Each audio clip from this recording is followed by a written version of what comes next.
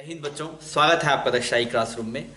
हम कैपेसिटर पढ़ रहे हैं और अभी ख़त्म मतलब काफ़ी आगे हम आ चुके हैं। अभी तक हमने 7 लेक्चर कंप्लीट कर लिए हैं। आज हम शुरू करेंगे कैपेसिटर का लेक्चर 8। तो 7th लेक्चर के अंदर हम डायरेक्टरी की बात कर रहे थे और हमने काफ़ी चीज़ें उसमें पढ़ी थी। लास्ट का एक सवाल था जो गलती करवा सकता है, वो मैंने बताया था आपको। अभी हम शुरुआत में तो कुछ मतलब डायरेक्टरी को ही ख़त्म करेंगे और डायरेक्टरी के बाद हम ब्रेकडाउन वोल्टेज की थोड़ी बातचीत करेंगे और फिर इसके बाद में हम कुछ मिसलेनियस प्रॉब्लम्स हम देखेंगे कैपेसिटर के अंदर, जो कई बार पूछी जाती है। रेयरली पूछी जाती है बट पूछी जा सकती है। जेई के लिए इंपॉर्टेंट मतलब आ सकता है जेई के अंदर वो, मतलब कोई भी जैसे जेई का टेस्ट वगैरह हो रहा है तो उसमें आपको वैसे सवाल दिख सकते हैं। तो पर वो सिंपल है, अप्रोच सिंपल है, आप उनको देखिएगा। और लेक्चर मतलब मिक्स है, मतलब थ्योरी थोड़ा कम है, प्रॉब्लम सॉल्विंग थोड़ी ज़्यादा है। और लास्ट में एक पार्ट ब्रेकडाउन वोल्टेज पढ़ा है, उसमें आपको थोड़ा थ्योरी है, आप उसको सही ढंग से देखिएगा। तो आइए बच्चों अपने इसको शुरू करते हैं।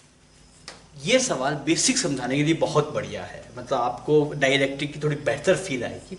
सवाल में क्या बच्चों, ये आपके पास में आइसोलेटेड कैपेसिटर है, ये एक आइसोलेटेड कैपेसिटर, ठीक है। इसका एरिया कुछ ए है, सब ये डी वी सब आपको बेसिक चीजें पता है, क्लियर। ये आइसोलेटेड कैपेसिटर कहीं से कनेक्टेड नहीं है। इनिशियली कैपेसिटर में डायरेक्टरी नहीं डाला, इनिशियली बिना डायरेक्टरी के था, उसके बाद में डायरेक्टरी डाल दिया। तो आपको ये टर्म्स बताने हैं कि compare following parameters before and after insertion of directory. आपको ये बताना है कि चार्ज इनिशियल और फाइनल में क्या फर्क है, वो ज्यादा है या कम है। सिर्फ बताना कौन बड़ा, कौन ज्यादा, कौन कम ज्यादा बताना है, वैल्यू नहीं बतानी है आपको, क्लियर। तो आप मुझे सिर्फ इतना बता दीजिए भाई साहब, डायरेक्ट डालने से पहले और डायरेक्ट डालने के बाद में क्या क्या फर्क पड़ेगा। डायरेक्ट डालने से पहले बच्चों इस पे चार्ज था वो प्लस क्यू था और यहाँ पे जो चार्ज था आपके पास माइनस क्यू। आप इसे करके बताइए ढंग से। ये सवाल हर एक बच्चे को करना ही करना है, आप ढंग से कीजिए, आपको कंसेप्ट चमक जाएगा।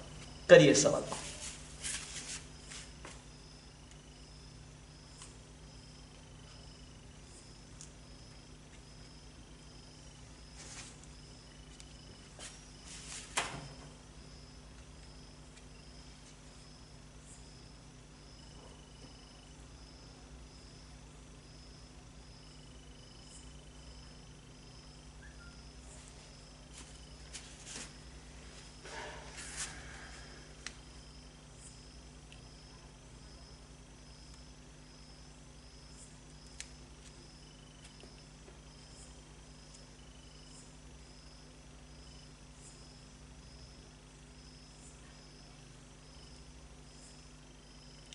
हाँ भी हुआ, ठीक है। हम ये बोलते हैं कि यार अगर ये आइसोलेटेड कैपेसिटर है, आइसोलेटेड कैपेसिटर से कहीं से कुछ कनेक्टेड नहीं है, तो आप डायरेक्ट डालो और निकालो, चार्ज नहीं बदल सकता। चार्ज क्या रहेगा आपके पास, सेम। वो चार्ज जाएगा कहाँ पे, चार्ज कहीं जा नहीं सकता, क्लियर। तो चार्ज तो नहीं मूव करेगा, मतलब चार्ज सेम रहेगा। पोटेंशियल डिफरेंस इनिशियल देखते हैं, इनिशियल बता सकते हैं कितना था पोटेंशियल डिफरेंस। इनिशियल मान लो कुछ क्यू बाई सी, फाइनल कितना बन जाएगा, क्यू तो सेम का सेम है, क्यू डिवाइड बाय सी की जगह कितना बन जाएगा, नया सी बनेगा के सी। समझ में आ रहा है। तो पोटेंशियल डिफरेंस इनिशियल ज्यादा था, फाइनल कम है, क्लियर। कैपेसिटर्स की बात करेंगे तो इनिशियल कैपेसिटर्स कितना था बच्चों, ये था सी और ये कितना है के सी, तो ये बढ़ गया कैपेसिटर्स, तो ऐसा बनेगा। पोटेंशियल जी बताइए, इनिशियल थी आपके पास में क्यू स्क्वायर बाय 2c, यहाँ पे कितना आएगा क्यू स्क्वायर बाय 2kc। वो सेम लगा रहे हैं पर सी की जगह कितना बन जाएगा, के टाइम्स बढ़ जाएगा सी। तो ये वाला एक्सप्रेशन, इनिशियल पोटेंशियल ज्यादा है फाइनल से। ईएफआई थोड़ा अच्छा है, ईएफआई पे चर्चा करते हैं। तो पहले जो था सिग्मा बाय एप्सिलॉन नॉट, पहले कितना sigma by epsilon naught, because Q था कुछ, इसको क्या लिख सकते हैं, that is Q by A epsilon naught. यहाँ पे देखिए, यहाँ पे q by A epsilon naught by K हो जाएगा, बिकॉज जब चार्ज तो सेम का सेम ही है आपके पास, तो नेट ईएफआई क्या होगा, कम हो गया, तो कुछ ऐसा रिलेशन हो जाएगा। क्लियर है ये बात, समझ में आ गई। तो अच्छा था, अगर आप कहीं पे फंसे हैं थोड़ा सोच लीजिए और आप इसको करिए, छाप लीजिए बच्चों, फिर अपने आगे बढ़ेंगे। सवाल आपके सामने है, यहाँ पे कैपेसिटर को अब क्या बैटरी से कनेक्टेड किया गया, जैसे पहले वाला सवाल था वैसा ही है, पर अब की बार क्या है कि जो प्लेट्स है वो आपके पास में बैटरी से कनेक्टेड है। आपको ये सारे रिजल्ट को अगेन कंपेयर करने के लिए बोला गया है। आप सब मुझे सोल्व करके बताइए कैसा कैसा आ रहा है।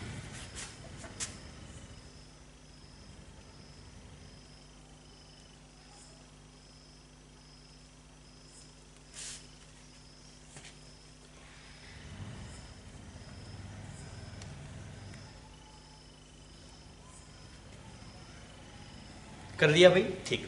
आप ये बताइए, पहले कैपेसिटर कुछ सी थी, डायरेक्ट डालने के बाद में कितना हो जाएगा के सी, तो हम बोले सर ये इनिशियल सी था, फिर ये के सी बन गया, मतलब बढ़ गया, तो ऐसे कर दिया।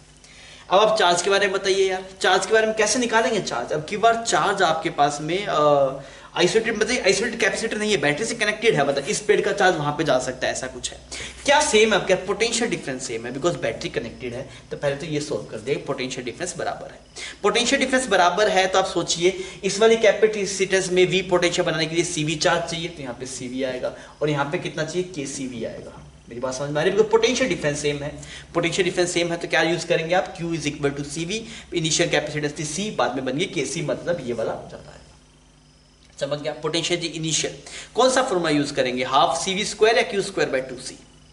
अब की बार sir half CV square use करेंगे। क्यों हाफ CV स्क्वायर यूज करेंगे? तो आप लिखेंगे यहाँ पे हाफ CV स्क्वायर, यहाँ पे आएगा हाफ KCV स्क्वायर।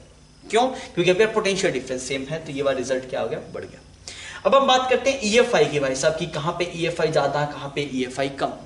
तो देखिए सेपरेशन तो आपके पास में D ही है, ये सेपरेशन कितना है? D ही है। अगर ये सेपरेशन आपके पास में D है, ये अच्छा है, लोगों को अच्छा लगता है, रिजल्ट आएगा बराबर। कैसे आएगा रिजल्ट बराबर? पहले ही पोटेंशियल डिफरेंस V था, अब भी पोटेंशियल डिफरेंस V है, तो अगर आप EFI देंगे तो अंदर EFI नेट तो उतना ही आना चाहिए, दैट इज V/D, हमेशा V/D आना चाहिए, बिकॉज पोटेंशियल डिफरेंस सेम है, तो EFI क्या रहना पड़ेगा? सेम रहना पड़ेगा। लोगों को लगता है नहीं सर ऐसा नहीं करते, बेसिक से चलता है, बेसिक से लेके चलता हूँ। पहले इस पे CV था, इस पे -CV था, क्लियर? तो अगर तू देखेगा इलेक्ट्रिक फील्ड तो कितना आया था? सिग्मा बाय एप्सिलॉन नॉट, तो कितना आया? CV divide by A epsilon not initial, ठीक है? फाइनल वाले केस में देख, यहाँ पे कितना आएगा? KCV, यहाँ पे भी KCV आ गया, और यहाँ पे कितना आ गया? -KCV आ गया, -KCV। अच्छा, अब अगर तू यहाँ पे देखेगा तेरे पास EFI कितना है? Again sigma by epsilon naught, तो सिग्मा की वैल्यू कितनी है? KCV divide by A epsilon not, सही? और डिवाइड बाय K भी करना पड़ेगा, बिकॉज अब क्या डाइलेक्ट्रिक है इसके अंदर, तो यहाँ पे KC के साथ हो जाएगा, again CV by A epsilon naught, तो दोनों में मैच कर रहा है। तो ये वाला इंपॉर्टेंट है, इसमें EFI में लोग गलत करते हैं। आई होप आपने सही किया होगा, आप नहीं फंसे होंगे इसके अंदर। ठीक है बच्चों, आप इसको छाप लीजिए। बच्चों अभी जो हम सवाल करेंगे वो अच्छा है, और उसके लिए आपको थोड़ा अच्छा सोचना पड़ेगा उस सवाल के लिए। देखिए सवाल में आपको क्या बोला गया, यहाँ पे ऐसे कैपेसिटर है, क्लियर? यहाँ पे ऐसे कैपेसिटर है, और इस कैपेसिटर को ऐसे एक बैटरी से ज्वाइन कर रखा है, V वोल्ट की बैटरी से इस कैपेसिटर को ज्वाइन कर रखा है। इसी कैपेसिटर से कुछ सब गिवन आपको, इसका एरिया गिवन है, इसका एरिया कुछ A है, और ये डिस्टेंस कुछ ऐसे D है, क्लियर? अब इसे बोला गया कि इसमें डाइलेक्ट्रिक को इंसर्ट कर रहे हैं, ऐसे एक डाइलेक्ट्रिक को इंसर्ट कर रहे हैं, ठीक है? अभी पूरा डाइलेक्ट्रिक इंसर्ट नहीं हुआ, अभी कितना हुआ है? X पार्ट इंसर्ट हुआ है, X part of dielectric insert हो गया आपके पास। और आपको जो डायमेंशन ऑफ प्लेट है, that is dimension of plate, dimension of plate वो है आपके पास में L × L, ठीक है? और इसको आप बोल दीजिए A, एरिया इसका कुछ A है, क्लियर? अब देखिए एक्चुअली हो क्या रहा होगा कि इसके ऊपर कुछ एक्सटर्नल फोर्स लगाना पड़ रहा होगा सोलली इंसर्ट करने के लिए। क्यों ऐसे करना पड़ रहा होगा? बिकॉज यहाँ पे पॉजिटिव चार्ज आएगा, यहाँ पे नेगेटिव चार्ज आएगा, सही बात? यहाँ पे पॉजिटिव और यहाँ पे नेगेटिव, और पोलराइजेशन की वजह से यहाँ पे कैसा आएगा बच्चों? आपके पास नेगेटिव चार्ज आएगा, और यहाँ पे कैसा आएगा? पॉजिटिव चार्ज आएगा। तो कुल मिला के ये डाइलेक्ट्रिक इस कैपेसिटर को अपने पास बुला रहा है, भाई तू मेरे पास आ जा, और आपको सोलली इंसर्ट करने के लिए एक एक्सटर्नल फोर्स लगाना पड़ेगा। तो सवाल ये है, what should be value of F external to slowly insert the capacitor, insert the dielectric in capacitor। मेरी बात समझ में आ गई बच्चों? अगर आप इसे फ्री छोड़ देंगे तो क्या होगा भाई साहब? ये तेजी से अंदर आएगा। क्यों? क्योंकि इसको अट्रैक्ट कर रहा है, हमें सोली लेके आना है। तो इसके लिए हमें आपसे पूछा गया कि बताइए कितना फोर्स लगाना पड़ेगा ताकि हम इसे सोली इंसर्ट कर सके। एक बार आप अटेम्प्ट लीजिए ना सवाल का, अच्छा सवाल है, आप स्क्रीन पॉज कर लीजिए और एक बार अटेम्प्ट लीजिए, अच्छा सवाल है।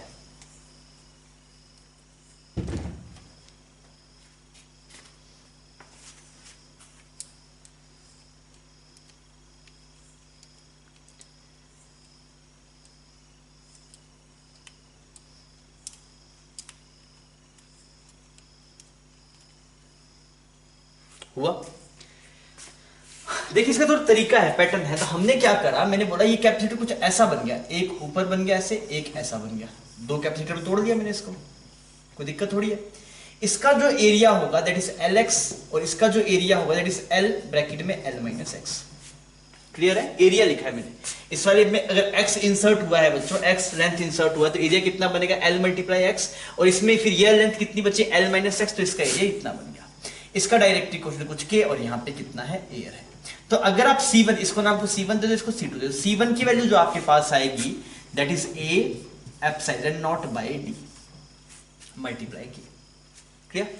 सिमिलरली अगर आप C2 निकालने जाएंगे बच्चों, C2 कितना आएगा आपके पास? C2 आएगा दैट इज L ब्रैकेट में L minus X A epsilon naught by D. अगर आप देखिए C इक्विवेलेंट तो कितना आएगा आपके पास? That is C1 plus C2। इसकी वैल्यू कितनी है? C1 प्लस C2 की value this is L X epsilon naught K divide by D। यहां पे अगर देखें तो कितना आएगा? L square epsilon naught by D minus L X epsilon naught by D। ऐसा एक्सप्रेशन आ रहा है आपके पास। आ गया बच्चों? ये आपके पास C इक्विवेलेंट आ रहा है। ठीक है, और नहीं तो हाँ ठीक है, ऐसे लिख लेते हैं इसको। अच्छा, अब इसमें देखते हैं क्या वैल्यू बन रही है। तो यहां पे तो आ गया L epsilon naught K by L epsilon naught by D common निकाल लिया, L epsilon naught by D इसमें से कॉमन निकाल लिया, तो यहां पे तो बच गया बच्चों x भी कॉमन निकालते हैं, यहाँ पे k माइनस वन बच गया, और यहाँ ये बन गया L square epsilon not D। This is C equivalent. देख लीजिए इसमें कोई गलती तो नहीं है। L x D और एप्सिलॉन नॉट बाहर निकाल लिया, तो ये बन गया k माइनस वन, और ये वाला ऐसा एक्सप्रेशन आ गया। अब यार, अब मैं ये चाहता हूँ कि पोटेंशियल एनर्जी निकाल दूं। पोटेंशियल एनर्जी कितना होगा? Half C equivalent multiply V square, ये आएगी पोटेंशियल एनर्जी। अब सर पोटेंशियल से क्या बेनिफिट है? Because potential energy as a function of x पता है, तो अगर पोटेंशियल एनर्जी आ जाएगी तो आप F लिखना चाहेंगे, तो F कितना आ जाएगा? F आ जाएगा minus du by dx। F कितना आ जाएगा? माइनस du बाई करेंगे तो ये बन जाएगा हाफ C इक्विवेलेंट कितना आ गया? L epsilon not x d k minus one plus L square epsilon not d multiply v square. आपको चाहिए f कितना होता है? Minus du by dx। अब इसका डिफरेंशिएशन करने जाएंगे अगर हम x के रिस्पेक्ट में, तो ये वाला टर्म तो कांस्टेंट है, ये वाला टर्म कांस्टेंट, इसका डिफरेंशिएशन जीरो बन जाएगा। अगर आप इसको डिफरेंशिएट करेंगे तो ये टर्म कुछ ऐसा बनेगा, L epsilon naught by 2d k minus one multiply v square. ऐसा एक्सप्रेशन बन गया फोर्स का। ये एक्सप्रेशन अपने आप में खूबसूरत है। क्यों खूबसूरत है भाई साहब? बिकॉज ये x पे डिपेंड नहीं कर रहा। This force does not depend upon does not depend upon x। इसका मतलब ये बिल्कुल नहीं है पूरा इंसर्ट हो जाएगा तब भी फोर्स है। अगर पूरा इंसर्ट हो गया तो फोर्स जीरो हो जाएगा। क्यों? क्योंकि जब आपके पास में कैपेसिटर से फुली, कैपेसिटर कहते हैं डायरेक्टली फुली इंसर्ट हो गया, तो यहां पे देखिए इसके बिल्कुल सेंटर पे आ गया, तो यहां पे नेगेटिव चार्ज भी जितना इधर लग रहा होगा उतना इधर लग रहा होगा, नेट फोर्स जीरो हो जाएगा। सेम पॉजिटिव पॉजिटिव पे लग रहा होगा, कैंसिल आउट हो जाएगा। जब फुली इंसर्ट हो जाए तब फोर्स जीरो हो जाएगा। पर इसमें कैसे समझेंगे? इसमें आप ऐसे समझ सकते हैं कि F होता है माइनस du बाई dx। जब फुली इंसर्ट हो जाएगा, अब सोचिए उसके आगे हो जाएगा तो क्या होगा? पोटेंशियल कम होगी। तो यहां पे जब फुली इंसर्ट होगा उस टाइम पे पोटेंशियल एनर्जी का मैक्सिमम मिल रहा होगा। तब पोटेंशियल क्या मिल रहा होगा? मैक्सिमम मिल रहा होगा। और अगर पोटेंशियल का मैक्सिमम मिल रहा होगा तो वहां पे जो आप स्लोप देखेंगे, स्लोप क्या आएगा आपके पास? जीरो आएगा। मेरी बात समझ में आ रही है? तो अगर आप इसे थोड़ी ऐसे इंसर्ट करेंगे, ऐसे कुछ यहां पे पहुंच जाएगा आपके पास में, उसके बाद में अगर आप देखें तो पोटेंशियल एनर्जी का वहां पे जो स्लोप आ रहा होगा एक्स के रिस्पेक्ट में, वो जीरो आ रहा होगा। तो आप फील कर सकते हैं यार, पहले एक्स वेरी कर रहा था, जब फुली इंसर्ट हो गया अब एक्स वेरी नहीं कर रहा है, अब अपनी मैक्सिमा पे रीच कर चुका है। और जब पोटेंशियल मैक्सिमा पे रीच कर रही होगी तो या तो ऐसे या फिर ऐसे कुछ भी हो, मैक्सिमम मिनिमा कहीं पे भी होगा, तो स्लोप तो जीरो आएगा। और अगर स्लोप जीरो आएगा तो फोर्स कितना आएगा? जीरो आएगा। पर अगर कोई बीच की स्टेट होगी तो उस पे भी फोर्स एक्स पे डिपेंड नहीं कर रहा, वो कैसा है आपके पास? कांस्टेंट है। मेरी बात समझ में आ गई बच्चों?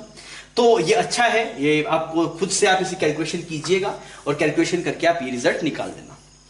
अभी हम इसी के अंदर एक और सवाल मैं लिख रहा हूं आपके पास में, आपसे पूछ रहा हूं find out work done by external force, work done bye F external in slowly inserting this capacitor, sorry inserting this डायरेक्ट्रिक, not capacitor, डायरेक्ट्रिक। Clear? भाई साहब डायरेक्ट्रिक को इंसर्ट करने में एक्सटर्नल फोर्स को कितना वर्क करना पड़ेगा ये आपको निकालना है। निकाल के बताइए तो कितना आ रहा है। ये रिजल्ट आपको यूज करना पड़ेगा फोर्स का, ये रिजल्ट आप देख लीजिए और पहले आप इसको सोल्व कर लीजिए, पूरा फोर्स वाला एक्सप्रेशन आ जाए, फिर आप ये वर्क निकाल के बताइए मुझे कितना वर्क आ रहा है।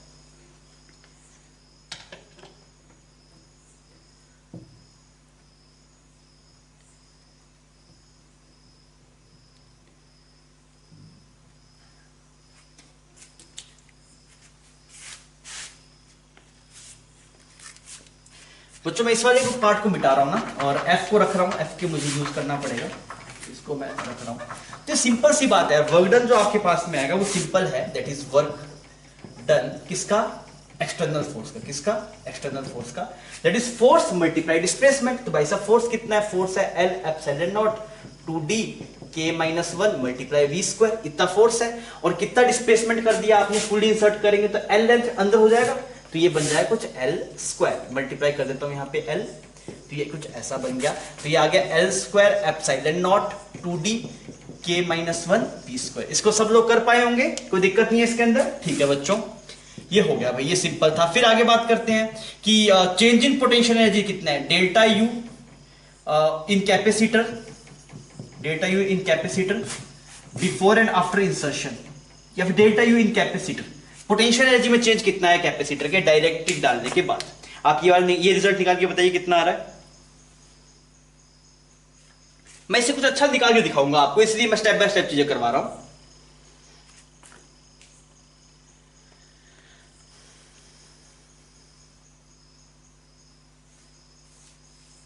अभी हुआ, आप बोलेंगे सर डेल्टा यू होगा you final minus you initial. अच्छा यू फाइनल कितना है आपके पास, हाफ के सी वी स्क्वायर, और इनिशियल कितना है, हाफ सी वी स्क्वायर। तो ये आया हाफ, सी को लिख दिया A epsilon naught by, A की जगह एल स्क्वायर ना, this is L square epsilon naught by D. Clear है बच्चों, ये वी स्क्वायर कॉमन आ गया आपके पास, और यहां पे क्या बना, के माइनस वन।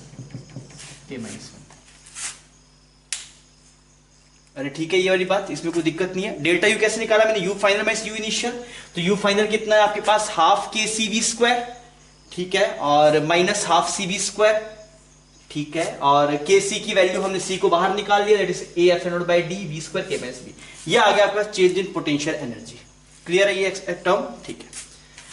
अच्छा अब हम बात करते हैं कि इसको मिटा लेते हैं हम अपने, अभी हम बात करते हैं वर्क डन बाय बैटरी कितना है, work done by battery in this process, work done by battery कितना आ रहा है, वर्क डन बाय बैटरी निकाल पाएंगे, निकाल के बताइए फटाफट।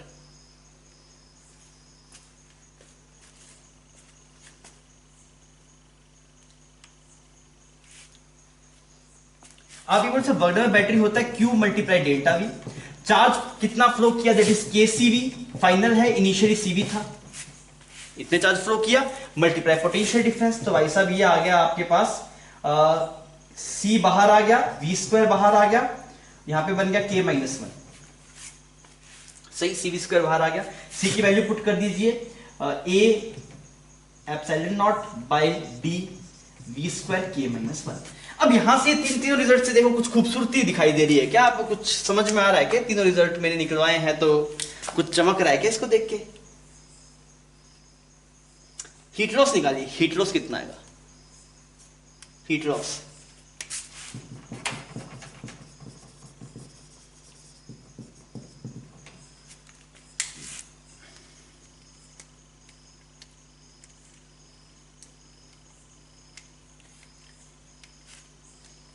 करूं मैं, ठीक। अब की बार क्या बोलते हैं, work done by all forces, हम क्या बोलते हैं पहले से बोलते हैं, work done by battery is equal to delta U plus heat loss, because तब सिर्फ एक्सटर्नल वर्क बैटरी का था और कोई एक्सटर्नल एजेंट नहीं था, ये तो पहले केस में था, पर अब की बार ये आएगा work done by battery plus work done by external is equal to delta U plus heat loss. मेरी बात समझ में आ रही है बच्चों, ऐसा ऐसा टर्म आएगा आपके पास। क्लियर है ये वाली बात कि जो आपके पास में work done by battery plus work done by external is equal to delta U plus heat loss आना चाहिए। आप करके देखिए तो हीट लॉस कितना है, वर्क डन बाय बैटरी लिखा आपने, वर्क डन बाय बैटरी कहां है भाई साहब, ये रहा, इसको लिख दो L square epsilon naught D V square के माइनस वन, ठीक। वर्क डन बाय एक्सटर्नल कैसा है, work done by external negative आएगा या पॉजिटिव आएगा, work done by external force, आप फोर्स ऊपर लगा रहे थे जा नीचे रहा तो कैसा वर्क डन आएगा आपके पास, नेगेटिव वर्क डन आएगा, तो इसको माइनस लगाना चाहिए, यहाँ पे माइनस लगा दिया। अच्छा ये वाली बन गई L square epsilon not 2d के माइनस वन का वी स्क्वायर, ठीक है। डेल्टा यू कितना आया बच्चों, डेल्टा यू आया आपके पास, very delta U, this is L square epsilon naught V square by 2d के minus one plus heat loss आ गया आपके पास, ऐसे एक्सप्रेशन है। अच्छा अगर आप देखेंगे तो ये वाली टर्म यहां पे जुड़ के 1 बन जाएगा, ये सारा साफ हो गया, तो हीट लॉस कितना आ गया बच्चों आपके पास, 0 आ गया। ये तो गणित ने समझाया, फिर से समझेंगे तो, अगर हम फिर से समझे तो फील से समझेंगे तो आप ये बोलेंगे कि आपने जो प्रोसेस किया वो बहुत स्लोली किया, आपने जो प्रोसेस ये जो किया वो बहुत स्लोली किया। और अगर प्रोसेस बहुत स्लोली किया हुआ होगा हमने तो सडन चार्ज मूव नहीं करेगा। आप ये बात जानते हैं भाई, एक्चुअल में आप जैसे देखते हैं ये कैपेसिटर को जब आप ऐसे बैटरी से कनेक्ट करते हैं, सुनना मेरे बात से, ये अच्छी बात है। कैपेसिटर को जब आप बैटरी से कनेक्ट करते हैं तो जैसे ही हम स्विच को बंद करते हैं तो हीट लॉस आता है। हीट लॉस कितना आता है आपके पास, दैट इज CV²/2। ऐसा क्यों आता है? बिकॉज सडनली चार्ज मूव किया। सडनली चार्ज मूव क्यों किया? इनिशियली चार्ज कितना था कैपेसिटर में 0, सडनली कितना आ गया CV। बिकॉज जैसे स्विच बंद करेंगे वैसे पोटेंशियल डिफरेंस V बनना चाहिए, तो सडनली चार्ज मूव किया। और जब भी सडनली चार्ज मूव करता है आपके पास में तो या तो EM वेव मतलब लाइट की जो जिसको हम स्पार्क बोलते हैं, तो EM वेव की फॉर्म में एनर्जी रिलीज होगी। वो EM वेव आपको लाइट की तरह भी दिख सकता है, स्पार्क निकल गया, या फिर कुछ और फॉर्मेट भी हो सकता है वेव का जो आपको ना दिखती हो। क्लियर? तो बच्चों जब भी सडन चार्ज मूव करता है, जब भी कुछ सडन होती है छोटे टाइम इंटरवल में, तो उसमें एनर्जी का लॉस होता ही होता है। जैसे हम पटाखा बजाते हैं, जो क्रैकर्स नहीं बजाते दिवाली पे, तो उसमें जब आप देखते हैं तो सडन एकदम ऐसे मतलब चिंगारी भी निकलती है, आवाज भी निकलती है, बिकॉज बहुत छोटे से टाइम में बारूद जल जाता है। और छोटे टाइम में इतनी एनर्जी जब निकलती है तो उसके पास में और अदर रास्ते नहीं होते, वो सिर्फ किस में निकलता है, या तो चिंगारी में निकलता है या फिर हीट में निकलता है। मेरी बात समझ में आ गई बच्चों? तो आप इस बात को लिख सकते थे, अगर आप ये देखें हीट लॉस 0 आया, ये तो आया by math, this is by math, हमने कैलकुलेशन की। अगर आप फील्ड से समझेंगे तो आप क्या बोलेंगे? फील्ड से समझेंगे तो आप ये बात बोल सकते हैं क्या कि प्रोसेस स्लोली हुआ, process is slow, process is slow, process slowly हुआ तो हीट लॉस कितना आना चाहिए था? 0 आना चाहिए था। मेरी बात आ गई? मेरी बात समझ में आ गई बच्चों? कोई दिक्कत नहीं है इसके अंदर? ठीक। अगर आपको ये बात पता है कि भाई साहब की इसके अंदर आपके पास में जो हीट लॉस है वो 0 आएगा, तो इस रिजल्ट को आप डायरेक्टली भी निकाल सकते थे। अगर हम ये कंसीडर कर रहे ना भाई साहब हीट लॉस 0 आएगा, जैसे हम उल्टा चलते हैं, थोड़ा ये इतना छाप लीजिए, फिर हम थोड़ी और बात करेंगे इसी के ऊपर। इसको छापिए, फिर मैं इसको मिटा रहा हूं।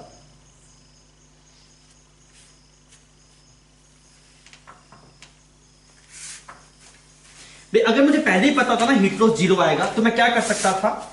मैं बोलता work done by external force plus work done by battery is equal to delta U plus heat loss, और ये आइटम तो 0 हो जाएगी, प्लस हीट लॉस कर दो, ये आइटम 0 हो जाएगी। अब आपको कभी work done by external force निकालना होता तो सीधा कितना आता? Work done by external force is equal to delta U minus work done by battery, और ये आसान है, डेल्टा यू निकालना आसान है। डेल्टा यू कैसे निकाल सकते? सीधा half KCV² minus half CV², और वर्क डन बाय बैटरी अभी हमने निकाला ही था, वो आप निकाल लीजिए। तो यहां से work done by external directly मिल सकता है, आपको उतनी कैलकुलेशन करने की जरूरत नहीं है। क्लियर है बच्चों? इतनी बात चमक गई। ध्यान रखिएगा, जब भी चार्ज स्लोली मूव करे तो हीट लॉस आपको नहीं दिखाई देगा। अगर मैं ये बात बोल देता सीधा तो आप लोग बोलते नहीं सर क्या पता आ जाए, तो इसीलिए मैंने पूरी कैलकुलेशन आपको करके दिखाई। आपने देखा भाई सब हीट लॉस नहीं आया, तो ये बढ़िया है। इसमें फोर्स निकालना, work done by battery, delta U क्या रिलेशन है, हीट लॉस 0 आया। और ये जो एक्सप्रेशन है इससे पहले पढ़ते work done by battery is equal delta U plus heat loss, नहीं, actually work done by all forces होता है, पर उसमें हमेशा एक्सटर्नल में सिर्फ बैटरी हुआ करती थी और कुछ हुआ ही नहीं करता था। तो हम ये बोलते हैं work done by all external force is equal to delta U plus heat loss, because जो भी एक्सटर्नल फोर्स का वर्क होगा वो दो ही जगह जाएगा, या तो कैपेसिटर की एनर्जी को बढ़ाने में या फिर हीट लॉस में। तो यहाँ पे उससे पहले सिर्फ बैटरी हुआ करती थी, एक्सटर्नल फोर्स नहीं है, पर अगर कभी हो तो आपको ये रिलेशन लिखना आना चाहिए। दिस रिलेशन लिखने में भी अपने आप में दिमाग है। क्लियर है बच्चों? छाप लीजिए आप इसको, फिर आगे बढ़ेंगे। जो अभी हमने सवाल किया था उसके थोड़ा सवाल को बदल दिया गया। उस वाले में क्या था, कैपेसिटर था और कैपेसिटर को बैटरी से कनेक्ट किया गया। अब की बार ऐसा नहीं है। इस वाली प्लेट पे कुछ चार्ज आप मान लीजिए, यहाँ पे कुछ प्लस क्यू चार्ज है और यहाँ पे कितना है आपके पास माइनस क्यू चार्ज है, ठीक है। और ये अगेन स्क्वायर प्लेट है, डायमेंशन कितनी है L/L। आपको बताना अगर हम डाइलेक्ट्रिक को इंसर्ट कर रहे हैं तो find out force on dielectric when x length of dielectric is inserted. अगर आपने x पार्ट को इसमें इंसर्ट कर दिया तो बताइए फोर्स कितना आ रहा है। आप इस वाला सवाल करके दिखाइए। या भाई अभी डिस्कस करें तो हम बनाएंगे सर ऐसे कैपेसिटर बन जाएंगे, दो कैपेसिटर बनाते हैं सेम जैसा इससे पहले वाले सवाल में बनाया था। अच्छा, इसका जो एरिया होगा आपके पास वो एरिया होगा L × L-x, और इसका जो एरिया आपके पास में होगा दैट इज Lx। क्लियर? और इसका डायरेक्ट्रिक कांस्टेंट कुछ K और इसका डायरेक्ट्रिक कांस्टेंट यहाँ पे कुछ 1। सी इक्विवेलेंट देखते हैं, इसका नाम C1 रख दिया, इसका नाम C2 रख दिया। C1 की वैल्यू आ गई A∁0/d × K। C2 अगर आप देखेंगे तो कितना आएगा L/A∁0/d, इतना एक्सप्रेशन आएगा। आप सी इक्विवेलेंट देखेंगे, सी इक्विवेलेंट कितना आएगा आपके पास, सी इक्विवेलेंट आएगा C1 + C2। देखते हैं इसकी वैल्यू कितनी आ रही है, सेम आएगी जो पहले वाली है। तो वहां पे इसको चेक करते हैं, डी के plus L square epsilon naught by D minus L square epsilon naught by D, ऐसा कुछ आ रहा है। सी एक्सप्रेशन, तो यहां से अगर सी इक्विवेलेंट आप देखेंगे बच्चों तो ये आ गया, इसमें कुछ टर्म मिस है क्या, एक बार देख लें क्या, एल एक्स ना, और यहाँ पे this is L X epsilon naught by D के, सही लिखा ना, ए एप्सिलॉन नॉट बाई डी के, ठीक है। यहाँ पे देखा तो इतना आ गया, this is L square minus L X, L square minus this is L X epsilon naught by D, अच्छा ये आ गया L square epsilon naught by D minus ये आ गया L X, this is L X, ठीक है। अच्छा अगर आप यहाँ पे देखेंगे तो L X by epsilon naught D common आ गया, यहाँ पे बन गया के माइनस वन बच्चों, और ये बन गया एक्स, ये बन गया ऐसा एक्सप्रेशन। अब की बार जो एनर्जी लिखेंगे, एनर्जी वो कितनी आएगी, वो हाफ सी वी स्क्वायर नहीं है, क्या कांस्टेंट है, क्यू कांस्टेंट, तो आप क्या लिखेंगे यहाँ पे, that is Q square by 2c। अगर आप एफ निकाल देंगे तो एफ आएगा minus D you by D x, तो इसमें क्या वेरी कर रहा है, सी वेरी कर रहा है, सी को अगर आप डिफरेंशिएशन करेंगे तो क्या बन जाएगा आपके पास, this is Q square by 2c square multiply D C by D X, ऐसा कुछ एक्सप्रेशन बनेगा। This will be Q square by 2c square D C by D X. आप D C by D X की value अगर आप check करेंगे, D C by D X की value, तो ये तो कुछ कांस्टेंट आ जाएगा, तो यहाँ पे जो एफ आएगा this will be Q square by 2c equivalent का स्क्वायर, और D C by D X अगर आप करने जाएंगे तो बन जाएगा एल एप्सिलॉन नॉट के माइनस वन। तो इस बार आपको यहाँ पे दिखाई दे रहा है कि सी इक्विवेलेंट के अंदर x का टर्म है, मतलब f है वो किस पे डिपेंड कर रहा है, x पे डिपेंड करता है। हमने क्या बोला, f डिपेंड्स अपॉन x। इस वाले केस में जो आपके पास में फोर्स है वो x पे डिपेंड कर रहा है, जब आपके पास बैटरी लगी हुई थी तब वो x पे डिपेंड नहीं कर रहा था, इसमें कर रहा है, ठीक है। तो सेम प्रोसीजर था, बस इसमें कैलकुलेशन थोड़ी टफ है, तो इसकी वैल्यू नहीं पूछता जल्दी सी, बिकॉज स्क्वायर करो उसकी टर्म वो लिखो, लंबा प्रोसीजर हो जाता है, वो रिजल्ट ज्यादा फेमस है as compared to this result. Clear है बच्चों, छाप लीजिए बच्चों। अभी हम एक नई चीज पढ़ रहे हैं जिसको हम बोलते हैं ब्रेकडाउन वोल्टेज।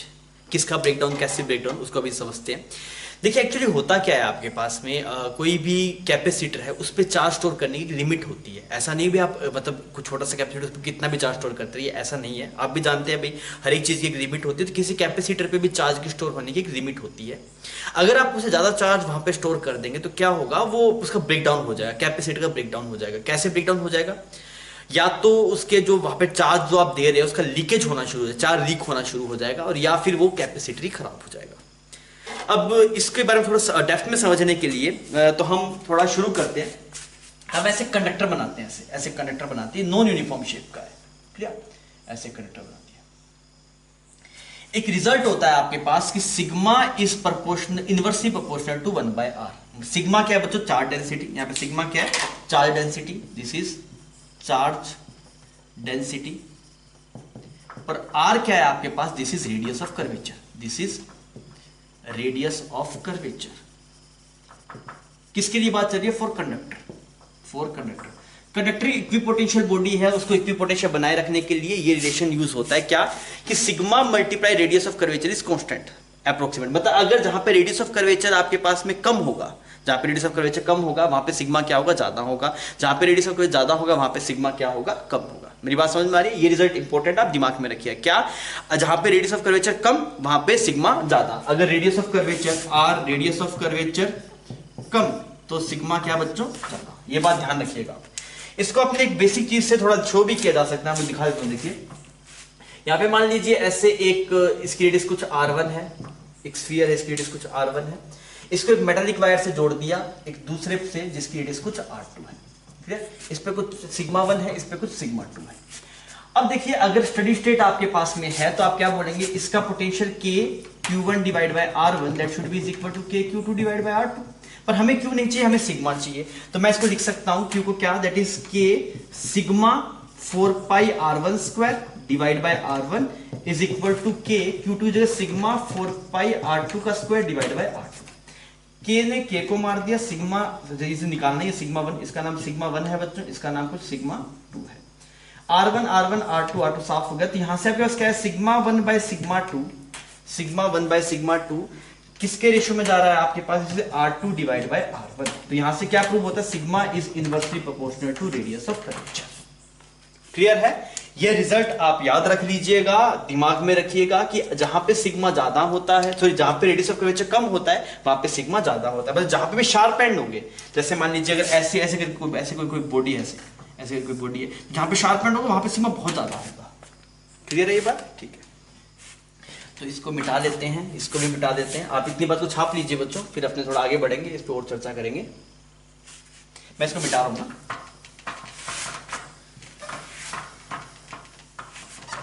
अब देखिए, अगर मान लीजिए आप इसको कुछ क्यू चार्ज देते हैं, इस कंडक्टर को आप क्या करते हैं, कुछ क्यू चार्ज देते हैं, तो यहां पे चार्जेस ज्यादा आएंगे क्योंकि यहां पे रेडियस ऑफ कर्वेचर कम है, ज्यादा है, सॉरी जहां पे ऊपर रेडियस ऑफ कर्वेचर कम है इसे सिग्मा ज्यादा है, जहां पे रेडियस ऑफ कर्वेचर ज्यादा है वहां पे सिग्मा कम होगा। तो यहां पे जो चार्ज डेंसिटी है वो ज्यादा है, यहां पे here sigma is maximum here. ऐसा क्यों? इसका रीजन क्या है इस बात का? Because radius of curvature is less.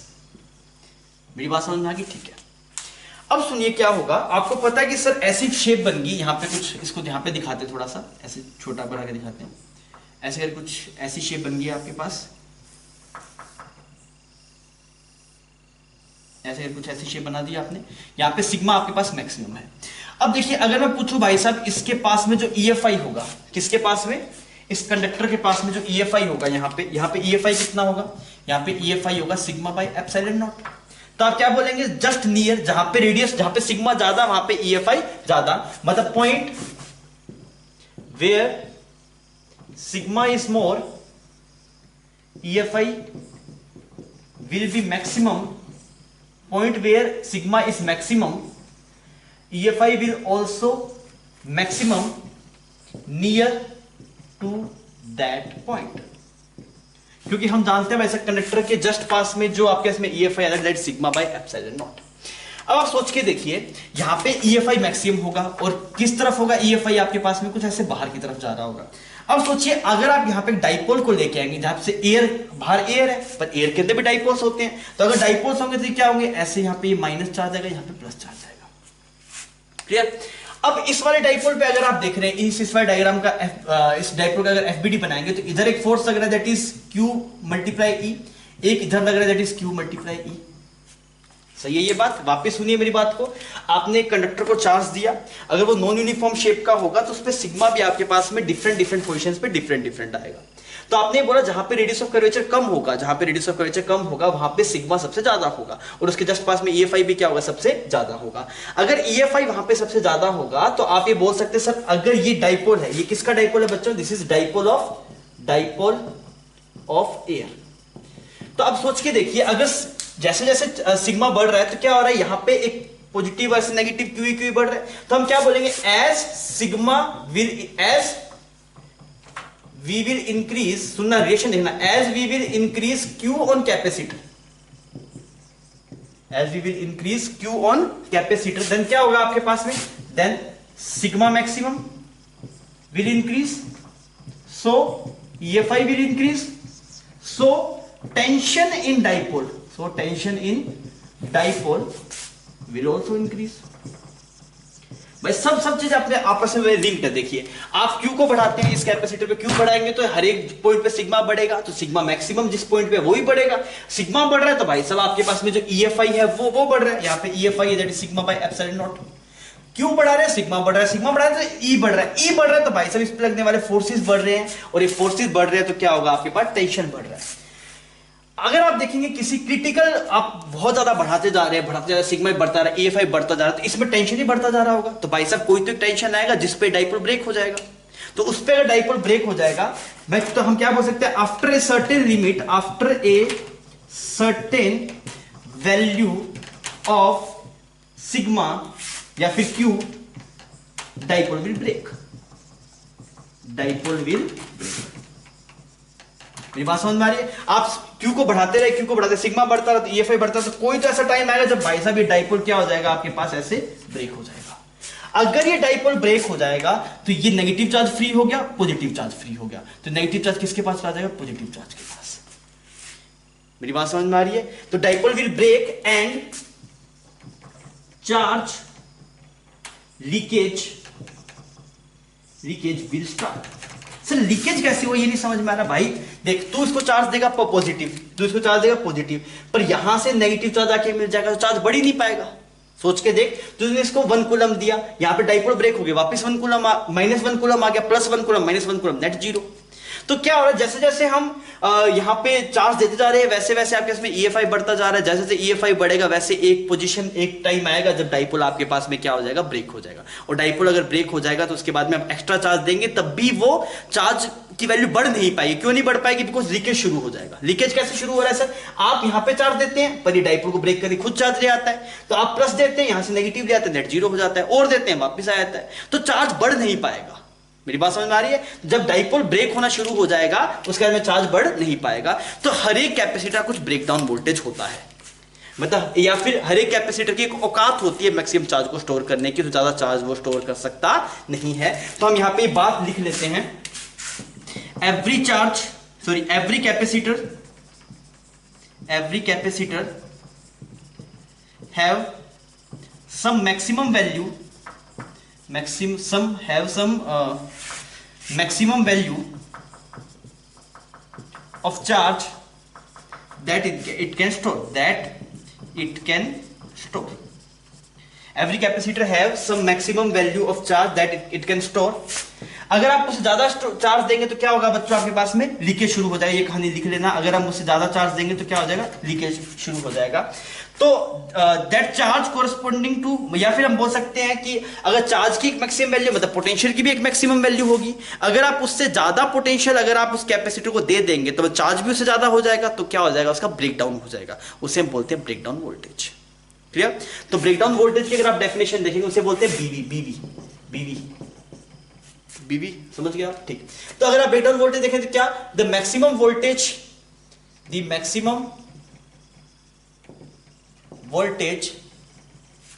Till leakage of charge is not happen is called breakdown voltage. मतलब मैक्सिमम वैल्यू कितनी हो सकती है वोल्टेज की जब तक ब्रेकडाउन ना हो, जैसे ही मतलब लीकेज ऑफ चार्ज शुरू ना हो। अगर उससे ज्यादा वैल्यू आप कर देंगे चार्ज का लीकेज होना शुरू हो जाएगा, फिर मतलब नहीं है, आप बार बार चार्ज देते रहिए, वो चार्ज लीक होता रहेगा। आई होप आपको कहानी समझ में आ गई होगी। तो कहानी आप अपनी भाषा में लिख लीजिएगा, वो वापस रिवाइंड करके देख लीजिएगा, तब आपको नोट्स बना पाएंगे आप उसके। छाप लीजिए बच्चों, आई होप आपको बात चमक गई होगी। थ्योरी वापस एक बार रिवाइड कर दूंगा फटाफट। आप इसको चार्ज देंगे क्यों, तो आपको समझ में आया, जहां पे सिग्मा कहां पे ज्यादा होगा, जहां पे रेडियस ऑफ कर्वेचर कम होगा, तो जहां पे शार्प एजेस होंगे वहां पे सिग्मा मैक्सिमम होगा, तो इसमें इस वाले पॉइंट पे सिग्मा मैक्सिमम होगा। यहाँ पे सिग्मा मैक्सिमम मतलब इसके जस्ट पास में EFI मैक्सिमम, और अगर इसके पास में EFI मैक्सिमम भाई साहब, तो इस डाइपोल पे लगने वाला फोर्स भी यहाँ पे क्या होगा, मैक्सिमम होगा। इस फोर्सेस की वजह से नेगेटिव पे इलेक्ट्रिक फील्ड की अपोजिट डायरेक्शन में, पॉजिटिव पे इलेक्ट्रिक फील्ड की डायरेक्शन में, मतलब डाइपोल में टेंशन आ गया, और चार्ज दे रहे हैं, टेंशन और बढ़ रहा है, और चार्ज और टेंशन और चार्ज और टेंशन, तो भाई साहब कभी तो टूटेगा। एक टाइम आएगा जब डाइपोल ब्रेक हो जाएगा। जब डाइपोल ब्रेक हो जाएगा नेगेटिव चार्ज किसके पास चला जाएगा, पॉजिटिव चार्ज के पास, और पॉजिटिव चार्ज दूर भाग जाएगा। क्यों, क्योंकि नेगेटिव को तो पास बुलाएगा, पॉजिटिव धक्का मारेगा। तो यहां से क्या शुरू हो गया, लीकेज ऑफ चार्ज शुरू हो गया। अब इसके बाद में आप चार्ज देते रहिए, फिर भी चार्ज नहीं बढ़ेगा, because charge bar bar leak होता रहेगा। तो आपको समझ में आया, हर एक कैपेसिटर की एक औकात होती है जिससे ज्यादा वो चार्ज स्टोर कर सकता नहीं है। उस चार्ज के कोरस्पोंडिंग जो पोटेंशियल है उसको हम बोलते हैं ब्रेकडाउन वोल्टेज। क्लियर। मतलब उससे ज्यादा वोल्टेज अगर आप देंगे तो चार्ज जो लिमिटेड वैल्यू है उससे ज्यादा आ जाएगी, फिर वो चार्ज का लीकेज शुरू हो जाएगा। क्लियर, छाप लीजिए। ब्रेकडाउन वोल्टेज के बारे में अभी हमने जाना था, तो उसी रिलेटेड सवाल है आपके पास में। दो कैपेसिटर दिखा रखे हैं, इसकी कैपेसिटी 10 फैराड है, इसकी 5 फैराड है, और आपको बोला गया कि इसका ब्रेकडाउन वोल्टेज 60 है और इसका ब्रेकडाउन वोल्टेज 10 है। तो आप बताइए इस E की वैल्यू मैक्सिमम कितनी रख सकते हैं ताकि ब्रेकडाउन ना हो। तो सवाल कंसेप्चुअल है, आपको जितना ज्ञान है उससे आप अटेम्प्ट कर सकते हैं। मैं आपको बात थोड़ी देर बस बता दूंगा कैसे सवाल होगा, पर पहले एक बार आप थोड़ा अपना दिमाग यूज कीजिए और आप मुझे बताइए कि क्या जवाब आ रहा है आपका। ढंग से करना, दिमाग यूज कीजिएगा इसमें।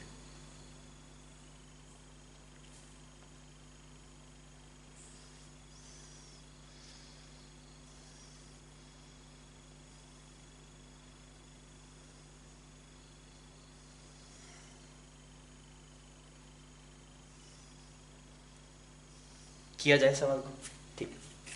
इसमें क्या करना, सबसे पहले आप हर एक कैपेसिटर की पुकार सुनोगे भाई साहब, उसको कितना चार्ज चाहिए। हर एक कैपेसिटर की पुकार सुनो, उसको कितना चार्ज चाहिए। तो बच्चे इसको कितना चाहिए, 50 कूलम चाहिए मैक्सिमम। इसे मैक्सिमम इतना आ सकता है, दिस इज मैक्सिमम। इससे मैक्सिमम कितना आ सकता है 60, ये इसका मैक्सिमम है। अब बताइए, अब आप अगर 60 फ्लो करवा देंगे, 60 फ्लो करेंगे तो इस पे 60 आएगा, इस पे भी 60 जाएगा।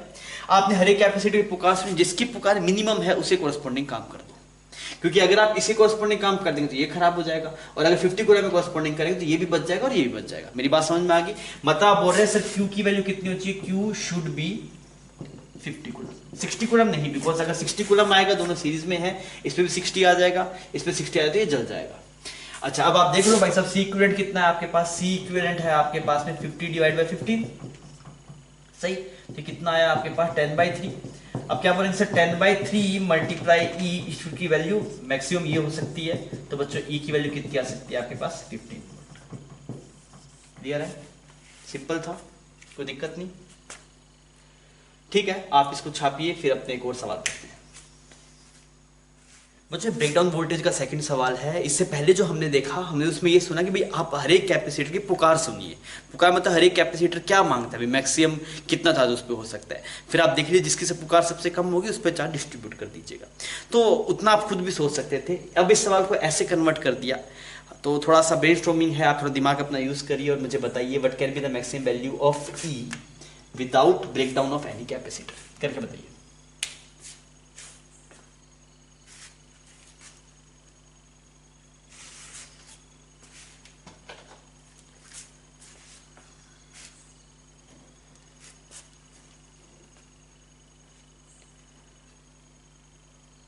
अभी हुआ? अब क्या बोलेंगे सर? देखिए हर एक कैपेसिटर पुकार सुनते हैं, इस पे कितना आ सकता है? 50 आ सकता है मैक्सिमम, ठीक है। इस पे कितना आ सकता है? 80 आ सकता है। तो इन दोनों में से कौन सा सही है? ये वाला सही है, ये नहीं आएगा। क्लियर? तो ऊपर वाली ब्रांच में आपने दिखा दिया, ऊपर वाली ब्रांच में मैक्सिमम ऐसा हो सकता है, इस पे 50 और इस पे 50, ठीक है जी। अच्छा, इन दोनों पे थोड़ी चर्चा करते हैं। इसमें ये मैक्सिमम कितना मांग रहा है? 18 मांग रहा है। अच्छा, और ये मैक्सिमम कितना मांग रहा है बच्चों? 15 मांग रहा है। क्लियर? तो इन दोनों में से किसकी पुकार सुनेंगे? इसकी नहीं सुनेंगे, इसकी बात मान लेंगे। तो यहाँ पे ऐसा आ रहा है कुछ, क्लियर? 15 और यहाँ पे भी 15। अब आप देखिए यार, इसके अक्रॉस पोटेंशियल ड्रॉप कितना रहा है? यहाँ से अगर आप देख रहे हैं तो VAB कितना आ रहा है आपके पास? Q है C, और कैपेसिटेंस कितना बनेगा इसका? C इक्विवेलेंट 5, दिस इज 4 ना, दिस इज भी 4। तो ये बोल रहा है कि मेरे अक्रॉस मैक्सिमम 25/2 वोल्ट लगा दो। ये सेटअप ऊपर वाला बोल रहा है कि मेरे अक्रॉस मैक्सिमम कितना लगा दो? 25/2। इससे पूछा तो ये बोल रहा है भाई साहब VAB 15 डिवाइड बाय C कितना है इसका? C है आपके पास 18 और 2 फैराड। तो कितना आ गया बच्चों ये आपके पास? This will be 7.5 volt. तो यार आप सोचिए, अगर आप लगा देंगे 25/2 वोल्ट, इसकी बात मान लेंगे तो ये वाला जल जाएगा। तो आप मैक्सिमम क्या लगा सकते हैं? मैक्सिमम 7.5 लगा सकते हैं, बिकॉज अगर आप ऊपर वाले की बात मान लेंगे तो ऊपर वाले बोल रहे हम तो बियर कर देंगे 25/2, पर ये बियर नहीं कर पाएगा, इनमें से कुछ जल जाएगा। मेरी बात समझ में आ गई? तो इसका आंसर क्या आएगा? जो EAB की जो मैक्सिमम वैल्यू हो सकती है दैट विल बी 7.5। सिंपल था सवाल, कर पाएंगे आप इसको? ठीक, कुछ नहीं करना आपको, हर एक कैपेसिटर की पुकार सुननी है, जिसकी पुकार मिनिमम है उसको मान लेना है। चार्ज में देख लिया, फिर इस वाले की पुकार सुनी, वोल्टेज में टोटल कितनी है? बोला इतनी 12.5, इसकी सुनी तो इसने बोला 7.5, जिसकी मिनिमम थी उसकी मान लिया, काम बन गया हमारा। ठीक है बच्चों, हो गया सवाल? इजी था? ठीक है बच्चों, कई बार आपके पास में ऐसा सवाल रहेगा, आपको ऐसा सेटअप दिखाया जाएगा और आपसे पूछा जाएगा find out CAB। Find out CAB मतलब A और B पॉइंट के बीच में C कितना, ये निकालना है। पर ये अजीब लग रहा है सर, ये कैपेसिटर जैसा कुछ दिख नहीं रहा है यहाँ पे। अजीब है दोस्तों, इसीलिए हमने इसको अलग से लिया है। देखिए है बहुत सिंपल, आप बहुत इजीली कर पाएंगे। अब देखिए है क्या आपके पास में? देखो 3 कैपेसिटर है, इन 2 प्लेट से मिलकर एक कैपेसिटर बनेगा, ये एक कैपेसिटर है। इन 2 प्लेट से मिलकर एक कैपेसिटर बनेगा, ये एक कैपेसिटर है। इन 2 से मिलकर एक बनेगा, ये अपने आप में एक कैपेसिटर है। मेरी बात समझ में आ रही है? और आपको सवाल में गिवन है कि एरिया ऑफ ईच प्लेट कितना है आपके पास? A है। हर एक प्लेट का एरिया कितना है बच्चों? आपके पास A है। आइए अब इसको सोल्व करते हैं। तो कैसे सोल्व करते हैं मैं आपको तरीका सिखा रहा हूं। इस वाले आपको निकालना A और B के बीच में, तो आप यहां पे एक पॉइंट बना दीजिए A और ये वाला पॉइंट बना दीजिए B। आप याद कीजिए करंट में जब हमें देख के समझ में नहीं आता क्या है तो हम सर्किट को रीड्रॉ करते थे, वही हम यहां पे कर रहे हैं। अब देखिए अगर इस वाले का नाम A तो इस वाली प्लेट का नाम भी A, यहां पे A बोल सकते हैं। इसका भी नाम क्या? A। बहुत बढ़िया बच्चों, इसका नाम B तो इसका भी नाम कितना? B, और इसका भी नाम कितना? B। कितने कैपेसिटर है? 3 कैपेसिटर है। एक तो ये रहा, किसके बीच में भाई साहब? ये वाला कैपेसिटर हो गया ना, इन 2 प्लेट्स को ज्वाइन करता हुआ। ऐसा नहीं है सर्कुलर कुछ है, मैंने वैसे ही बनाया। ये एक कैपेसिटर कवर हो गया आपके पास, कौन सी प्लेट के बीच में? A और B के बीच में एक बना दिया। जैसे कैपेसिटर्स कैसे लिखें, देखिए आपको ए गिवन है, डी गिवन है, मीडियम के बारे में कुछ नहीं बोला तो आप क्या मान लेंगे, एयर मान लेंगे। तो एक तो कैपेसिटर्स ये होगा C is equal to A epsilon naught by D. Clear. दूसरा कैपेसिटर अगर आप देखेंगे तो ये किसके बीच में, ये भी ए और बी के बीच में है, तो आप इसको ए और बी के बीच में बना दो। यहाँ पे ये लो बना दिया हमने। कितना आपके पास, this is again a epsilon naught by D. अब अगर आप इस वाले की बात करेंगे भाई साहब, तो ये दूसरा कैपेसिटर खत्म हो गया। अब ये किसके बीच में, ये भी ए और बी के बीच में। आ जाओ इसको भी बना देते हैं, ये भी बना दिया हमने। ये भी सी है आपके पास, ए एप्सिलॉन बाई डी। अब आपको यहां से क्लियर दिखाई दे रहा है भाई साहब, ये तीनों कैपेसिटर किसके अंदर आपके पास पैरेलल में है, तो सी ए बी कितना आ जाएगा, सी ए बी आ जाएगा 3C, और सी का मतलब यहां पे क्या है, A epsilon naught by D. Clear है। ऐसे सवाल आपको अच्छी जगह पे, मतलब आपको एग्जाम में भी दिखाई दे सकते हैं ऐसे सवाल, पर ये है अपने आप में हलवा, कुछ नहीं करना आपको। जो जो पॉइंट्स है, प्लेट्स के नाम आप लिख लो, फिर आप देख लो कौन सा कैपेसिटर किसके बीच में है। पर यहाँ पे डिस्टेंस इंपॉर्टेंट है बच्चों। अगर कहीं पे 2D होगी, अगर कहीं पे 2D होगी, तो वहां पे कैपेसिटर हो जाएगा ए एप्सिलॉन नॉट बाई 2D। तो आप डिस्टेंस का ध्यान रखेंगे और बाकी तो कुछ नहीं करना, आप पॉइंट्स मेंशन कीजिए और उनके बीच में कैपेसिटर्स निकाल दीजिए। सिंपल था। आप छापिए, फिर अपने एक सवाल करते हैं ताकि आप इसमें थोड़ा और सीख पाए। जैसे आपने अभी सवाल किया था उसी की प्रैक्टिस के लिए ये सवाल है। आप इस सवाल में देख लीजिए और आपको बताना है सी ए बी कितना है। हर एक प्लेट का एरिया गिवन है आपको, ए डिस्टेंस बिटवीन द प्लेट्स आपके सामने मेंशन है। करके बताइए बच्चों इसको।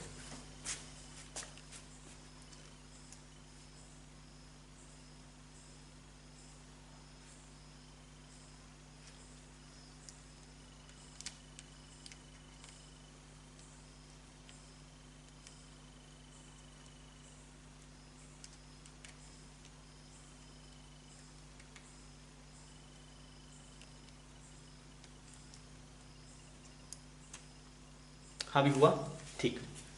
आप क्या बोलेंगे, अगर आपने नहीं किया ना बच्चों, तो आप एक बार स्क्रीन पॉज कर लीजिए, मैं अटेम्प्ट कर रहा हूं इसको। ये वाली प्लेट बी, तो ये भी बी हो जाएगी और इसका भी नाम कितना आ जाएगा, बी हो जाएगा। ये ए, तो ये भी नाम ए, पर इसका तो कोई नाम ही नहीं है, तो कोई नाम नहीं है तो आप एक्स नाम दे दो, कुछ भी एक्स नाम दे दिया, तो ये भी एक्स हो गया और ये वाला भी एक्स हो गया। आप यहाँ पे पॉइंट्स दिखा दीजिए, ये वाला पॉइंट ए, ये वाला पॉइंट कुछ बी और यहाँ पे कोई पॉइंट एक्स। और 4 पॉइंट होते तो कहां करते हैं बच्चों, 2 पॉइंट्स यहाँ पे, एक ऊपर और एक नीचे। अब देखिए यार, ये पहला जो कितने कैपेसिटर है, 1 2 3 4, टोटल 4 कैपेसिटर है। पहला कैपेसिटर किसके बीच में, बी और एक्स के बीच में बना दिया। देखिए बी और एक्स के बीच में है ना, आप यहां पे बना दीजिए और ये बोल दिए ये वाला कैपेसिटर खत्म हो गया। सेकंड वाला देखिए किसके बीच में बच्चों, एक्स और बी के बीच में है, एक्स और बी के बीच में, ये बना दीजिए, वापिस बना दिया एक्स और बी के बीच में, ये भी खत्म हो गया। और दोनों ही कैपेसिटर सी सी मान लो, सी और सी। यहां पे जो हमने सी माना है वो सी किसको माना है, A epsilon naught by D को हमने माना है सी। सही है, ठीक। थर्ड वाला कैपेसिटर देखते हैं भाई साहब किसके बीच में, बी और ए के बीच में, बी और ए के बीच में, ये भी बना दिया, ये बी और ए के बीच में। पर इसी कैपेसिटर्स कितनी है, A epsilon naught by 2D, by 2D मतलब ये सी नहीं है, this will be C by 2, this will be C by 2। इसलिए बोलता हूं डिस्टेंस इंपॉर्टेंट है, डिस्टेंस सही ढंग से देखना। ए एप्सिलॉन नॉट बाई डी को आपने सी माना है, A epsilon naught by D को आपने सी माना है, ये क्या है, A epsilon naught by 2D, तो मतलब क्या हो गया बच्चों, ये सी बाई 2। अच्छा ये लास्ट वाला किसके बीच में, ए और एक्स के बीच में। आइए यहाँ पे ए और एक्स के बीच में बना देते हैं इसको। अच्छा और ये इसकी कैपेसिटीज भी कितनी होगी, सी। अब तो सवाल खत्म हो गया। सवाल तो सिंपल सा दिखाई दे रहा है ना आपको कि ये दोनों पैरेलल में हैं, फिर ये इसके सीरीज में और फिर ये पैरेलल में है, तो बताइए सी ए बी कितना आएगा यहां से निकाल के। तो मैंने क्या बोला, ये दोनों तो मिलके बन गए 2C, बच्चों यार कितना बन गया 2C। सही, 2C और C, 2C by 3, 2C by 3 plus C by 2 आपका आंसर होगा। सोल्व करेंगे तो 6 आ गया यहाँ पे, और यहाँ पे आ गया ये 4 और यहाँ पे 3, कितना आ गया टोटल 7C बाई 6। क्लियर है, सिंपल था। तो ऐसे सवाल अगर आ जाते हैं तो आप मानिए अभी किस्मत अच्छी है, क्योंकि ये सवाल निहायत ही आसान होते हैं। बस आपको क्या करना है, पॉइंट्स मेंशन करने हैं और आपको सर्किट ड्रॉ करना है, आप इजीली सवाल को सोल्व कर सकते हैं। आगे बढ़ते हैं। उसी तरीके का सवाल है जैसा हम पहले कर रहे थे। तो आप इस सवाल पर, ये सवाल होमवर्क के अंदर है, ये हम कब क्लास में नहीं करेंगे, आपको सिखा दिया गया, अब आप इसको कर सकते हैं। आप ये सोल्व कीजिए और जो आपका CAB आंसर आता है इक्विवेलेंट कैपेसिटेंस, वो आप मुझे कमेंट सेक्शन में बताएंगे, और ये सही आना चाहिए, हम प्रैक्टिस कर चुके हैं इस चीज की। ठीक है बच्चों, इसको छाप लीजिए।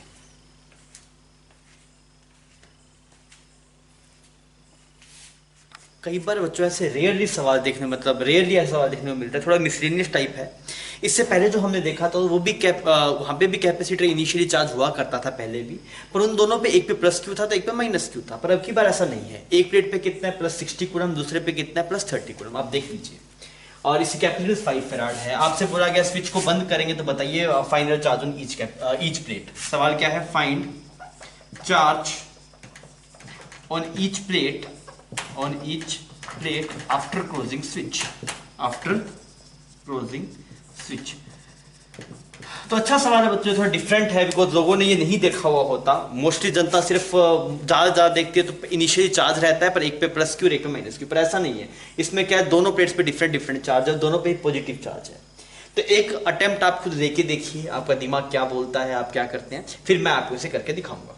अगर आपका थॉट प्रोसेस अच्छा है, आप अच्छा सोच सकते हैं, तो ऑब्वियसली आप ये सवाल भी कर पाएंगे।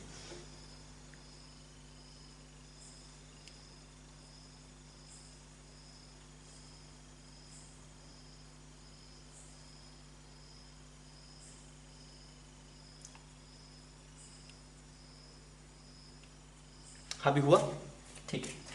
अब देखिए मैं ये बोलता हूँ कि भाई अगर ऐसा चार्ज है आपके पास तो इनिशियल तो ये बैटरी जो आप स्विच है वो ऑन नहीं है, तो ये सिर्फ ऐसा ही सवाल बना कि सिर्फ दो प्लेट्स है, आप दो प्लेट बना लीजिए। एक प्लेट ये रही बच्चों और दूसरी प्लेट ऐसे कुछ यहाँ पे है।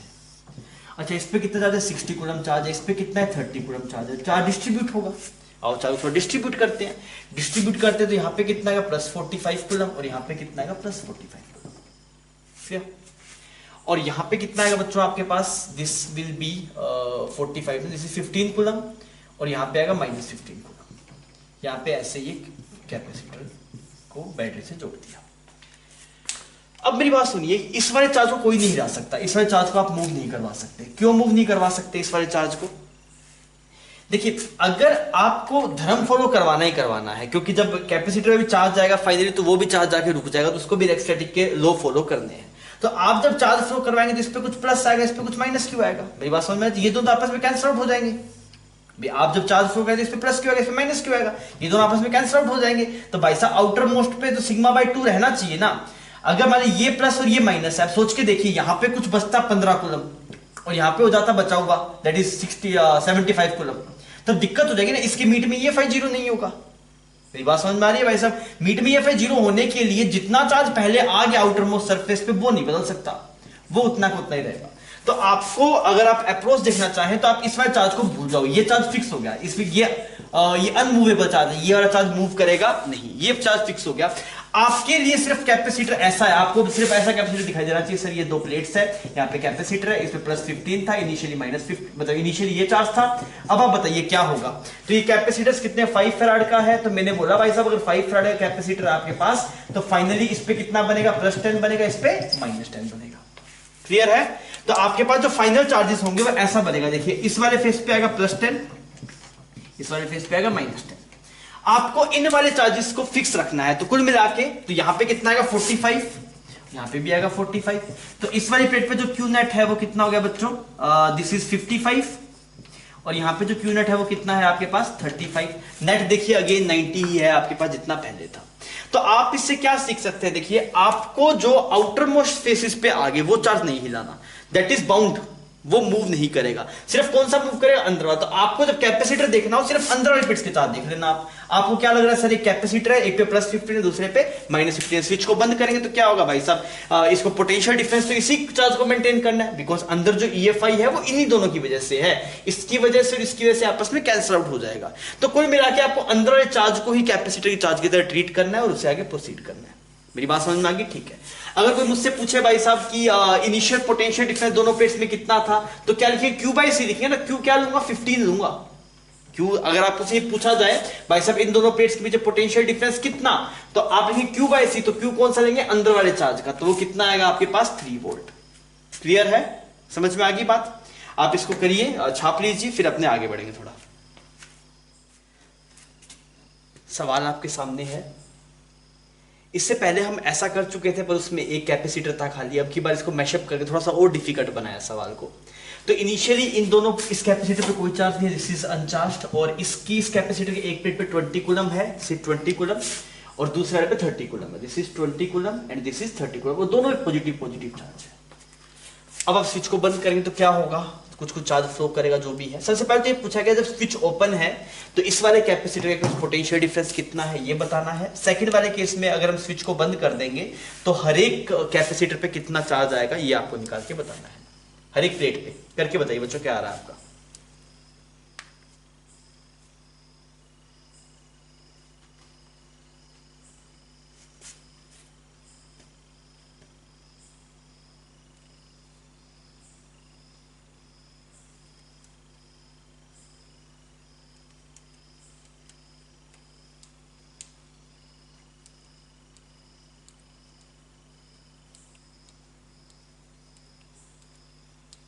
किया जाए, ठीक है।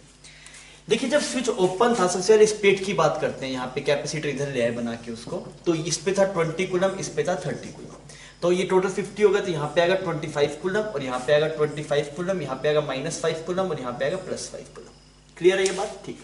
तो अगर आप पोटेंशियल डिफरेंस देखेंगे तो उसमें लिखना है Q/C, और Q कौन सा लेना है, अंदर वाला लेना है। बिकॉज ऐसा क्यों बोल रहे हैं, बिकॉज अंदर जो इलेक्ट्रिक फील्ड आ रहा है ना आपके पास में, जो अंदर इलेक्ट्रिक फील्ड है वो सिर्फ +5 और -5 कूलम चार्ज की वजह से आ रहा है, बाहर वाले चार्ज की वजह से कैंसिल आउट हो जाएगा। तो यहाँ पे अगर आप Q की वैल्यू देखें तो Q की वैल्यू कितनी है 5 और C की वैल्यू कितनी है 10, तो कितना आ गया 1/2 वोल्ट। कितना आ रहा है बच्चों 1/2 वोल्ट, मतलब पोटेंशियल डिफरेंस आपको मिल गया कितना है, दैट इज ½ वोल्ट। ठीक है, और क्या पूछा गया, charge on each plate after switch को बंद करने के बाद में हर एक प्लेट पे कितना चार्ज है, ये पहला पार्ट हो गया। अब स्विच को बंद कर लेते हैं। अब सबसे देख लीजिए तो ये कितना बचा, ये बाहर के चार्जेस आगे, बाहर वाले प्लेट्स पे कितने कितने 25 उसका कोई मतलब नहीं है, सिर्फ यहाँ पे ये बचा, यहाँ पे -5 कूलम था, यहाँ पे 5 कूलम था।